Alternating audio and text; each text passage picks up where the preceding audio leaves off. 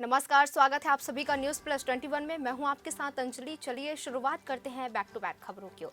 मुख्यमंत्री विष्णुदेव साय एवं आवास एवं पर्यावरण मंत्री ओपी चौधरी ने आज दो आईटी कंपनियों मेमर्स square business services private limited Hyderabad एवं मेमर्स radical minds technologies private limited को नवा रायपुर के सेंट्रल बिजनेस डिस्ट्रिक्ट में 90,000 वर्ग फीट बिल्ड अप एरिया का आवंटन आदेश सौंपा है। ये कंपनियां आईटी इकाइयों की स्थापना तथा संचालन करेगी। मुख्यमंत्री विष्णुदेव साय ने अपने निवास कार्यालय में आयोजित कार्यक्रम में आईटी कंपनियों का हार्दिक अभिनंदन करते हुए कहा कि नवा रायपुर को हम इनोवेशन हब के रूप में स्थापित कर रहे हैं। यहां बड़े पैमाने पर सर्विसेज सेक्टर को बढ़ावा देने की पहल राज्य सरकार द्वारा शुरू की जा रही है।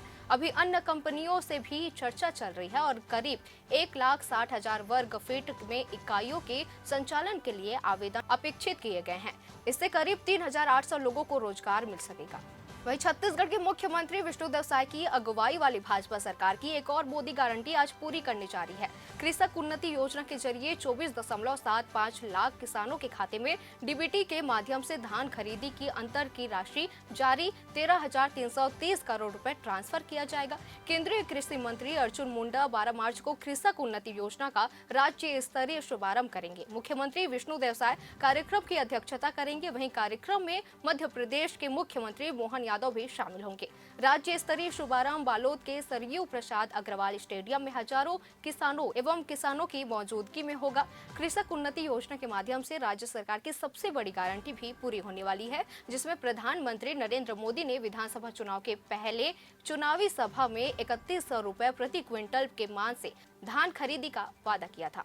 वहीं बस्तर से दिल्ली यात्रा करने वाले लोगों के लिए बड़ी खबर सामने आ रही है। दरअसल जगदलपुर से दिल्ली की फ्लाइट आज से शुरू होने जा रही है। आज मंगलवार दोपहर 12 बजे फ्लाइट जगदलपुर से दिल्ली के लिए उड़ान भरेगी। फ्लाइट जगदलपुर होते हुए शाम 3:55 को दिल्ली पहुंच जाएगी। जगदलपुर से दिल्ली फ्लाइट के लिए यात्रियों को 2,800 से 3,000 रुपए तक का भाड़ा देना पड़ेगा। आपको जानकारी हो कि मौजूदा समय में जगदलपुर से दिल्ली के लिए पैरामिलिट्री फोर्स के जवानों के लिए एक फ्लाइट चलती है।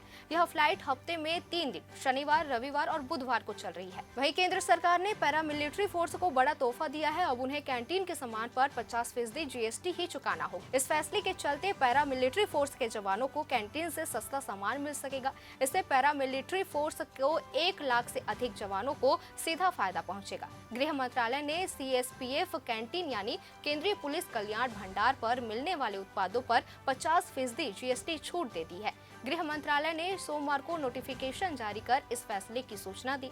इसमें बताया गया कि केंद्रीय पुलिस कल्याण भंडार से सामान की खरीदी पर 50% जीएसटी सहायता 1 अप्रैल 2024 से लागू होगी। वहीं तमिल एक्टर और टीवीके पार्टी के नेता थलपति विजय ने सोमवार को नागरिक संशोधन अधिनियम लागू करने के बाद पीएम नरेंद्र मोदी के नेतृत्व वाली केंद्र सरकार पर हमला बोला।